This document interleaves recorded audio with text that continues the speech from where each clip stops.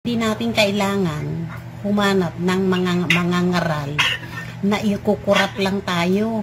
Palilikuin tayo, mamani-obrahin tayo ayon sa gusto nila. Hindi dapat ganon.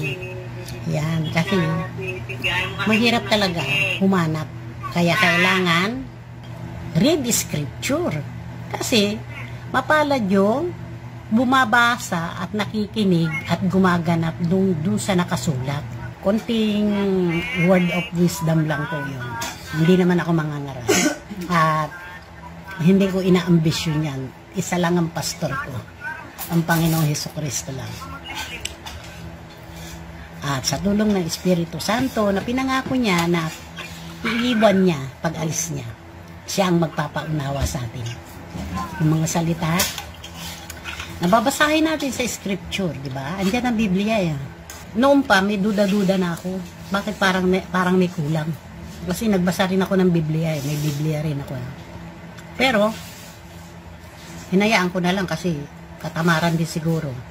Ngayon, nagbabasa ulit ako. Doon ko na, na meron nga silang nilalaktawan. Mahaba pa ang panahon natin. Huwag kayo matakot doon sa pinanakot ng mga ibang mangangaral na Great Tribulation, 1,000 years of hindi pa yon. Hindi nga nila may paliwanag ng gusto. Alam ba nila kung ano yung mga iglesia sa ilang? Alam ba nila kung paano yung paliwanag yung dalawang uri ng bautismo? Hindi, di ba? Ano ba ang iglesia? Ano ba ang pagkakatipon? Hindi, kasi yan mga pinagdaanan ko yan ng doon sa mga dati kong sekta na inaniban. Hindi ganoon ang paliwanag nila na accurate kagaya sa Biblia. Dire-diretso ka lang magbasa sa Biblia, malalaman mo na. Ang dami nilang binibigay na ini-insert na aral, na turo, gaya ng halal. Kinulong kami doon sa paniniwalang yung mga yun halal nga. Ngayon, hindi naman pala sila knowledgeable. Nung pansinin ako, nung minsan, dahil sa pagkain namin sa Chowking, ayan, nag-trigger sa akin yan. Kaya nag-research ako at nakasumpong. Iba talaga naghahanap makakasumpong. Doon ko natuklasan na wala silang alam tungkol sa halal. Ang alam lang nila, kumontrol ng mga kasapi. Dadaanin nila sa bulas. Bubulasin ka. Pag hindi ka sumunod, impyerno ka na. May hatol ka kagad. Ang piling nila, banal sila. Hindi nga nila may paliwanag yun. Meron pala otoridad para magpaliwanag yan. Yung mismong author ng halal. At doon ko narinig. Kaya, huwag nilang sabihin na lumaban ako sa aral. Wala akong aral ng Panginoong Hesukristo na nilabanan. Nagganap lang ako ng katotohanan. At maraming na-expose sa akin. Sa totoo. Bakit ganun ang mga ngaral na yan?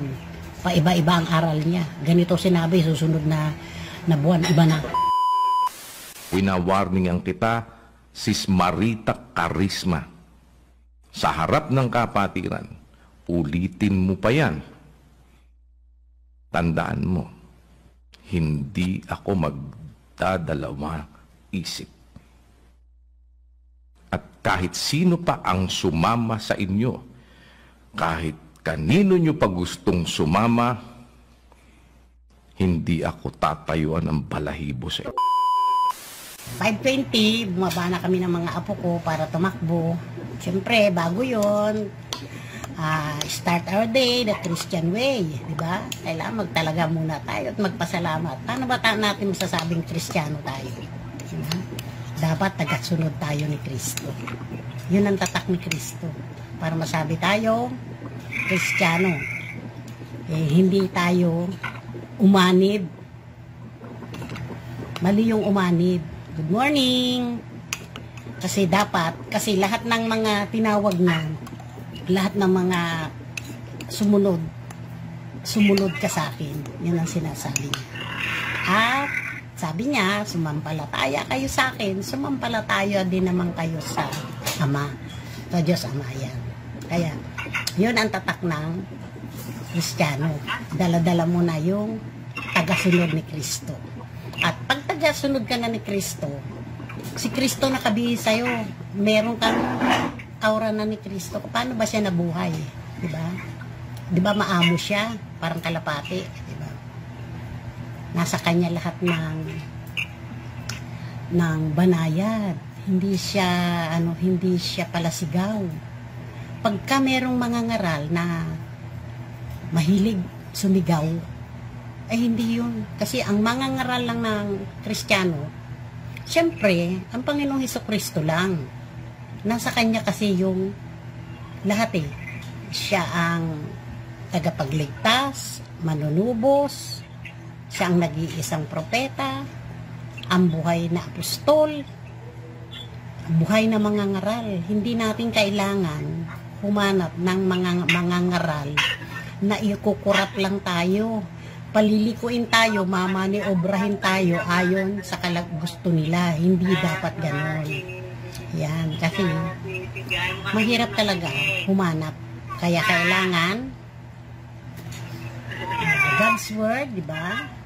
Dapat yung God's Word umiibabaw sa atin. Read Scripture. Kasi mapalad yung bumabasa at nakikinig at gumaganap dun sa nakasulat. Di ba? Yun ang kailangan natin. Kasama sa ating pagiging Kristiyano, yung maingat tayo sa pagkain. Pananalita natin, pagsasabuhay natin, natural, nandun na yung pag-ibig, andun yung awa sa kapwa. Sangkap na ng Panginoong Hesukristo yun eh. Hindi na kailangan ituro yun. Bakit? Kasi, kahit hindi naman nakarinig pa, wala pang nagsabi sa kanya, lalo na dito sa bansang Pilipinas, naging bukang bibig na ng tao yan, may awa ang Diyos na Panginoong Hesukristo.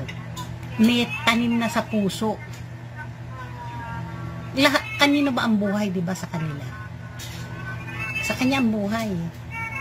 Alam nga namang nagbigay buhay siya, hinga ng buhay. Binigyan tayo ng espiritu, ng kaluluwa, pero walang tanim ng awa sa puso natin.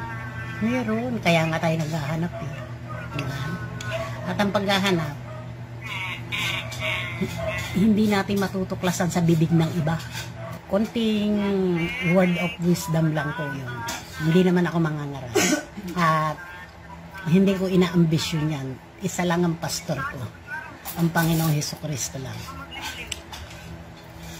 At sa tulong ng Espiritu Santo na pinangako niya na iiwan niya pag alis niya, siya ang magpapaunawa sa atin. Yung mga salita nababasahin natin sa Scripture, di ba? Andiyan ang Biblia yan.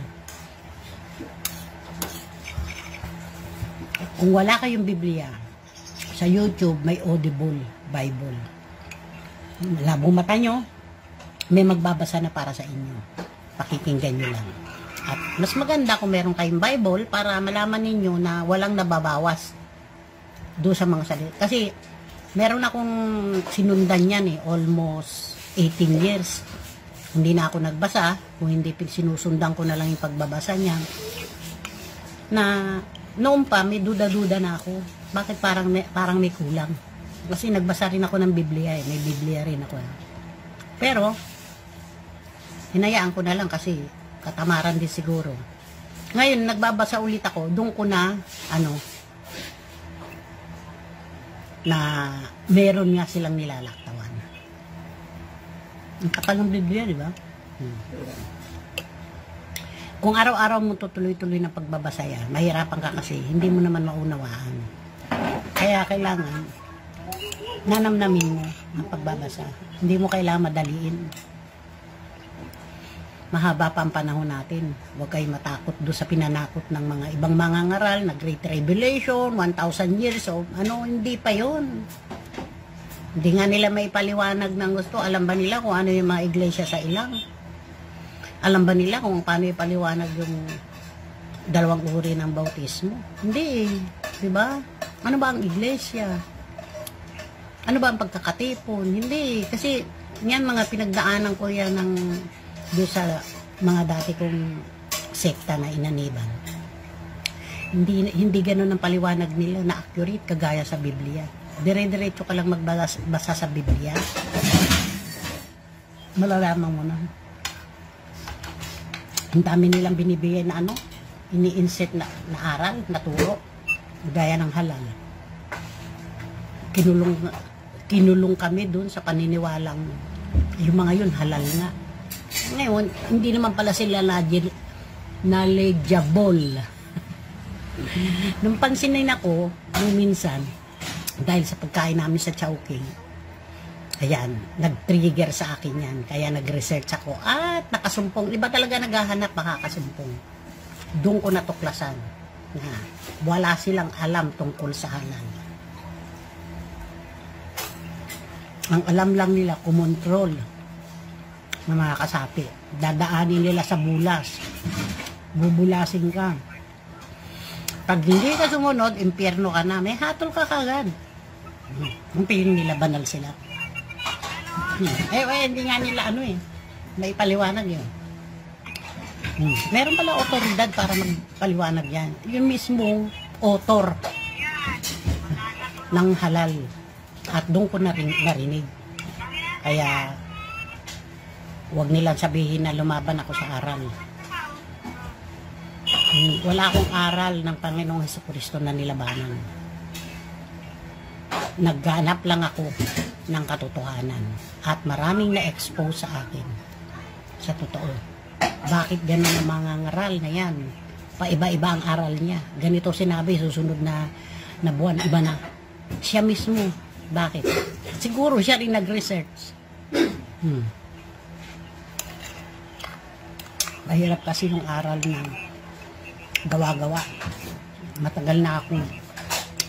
Parang nilulundo lang kami sa sa delusion, mga illusion na ganito ang itsura sa langit, ganito tayo, na pag tayo na pag nandito ka, umanib ka rito, sa samang ito, kasama ka ng maghuhukom, pagdating ng paghuhukom, pagdating ng Great Revelation, sino tapos yun daw pagparitong muli ng Panginoong Hesukristo.